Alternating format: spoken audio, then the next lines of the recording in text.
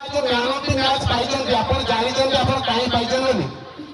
आपण ज्ञान आपण जानिथे आपण काहे मोले सम्मान पाइली आपण जो निजे परफॉर्मेंस करू आपण जानिले कोन आपण करछन खेल समय आपण दिया जाइछ बोली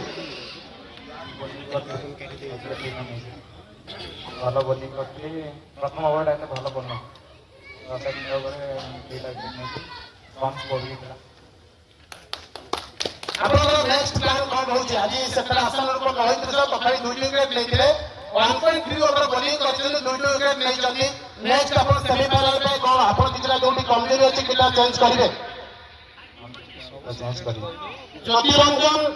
साहू से मध्य बहुत आशा करछन सेमीफाइनल मैच नु जितिबा पई जे कि आपनकर किछि चेंज करिया पई ताकू साथ देबे सेमीफाइनल मैच रे भलो करिया पई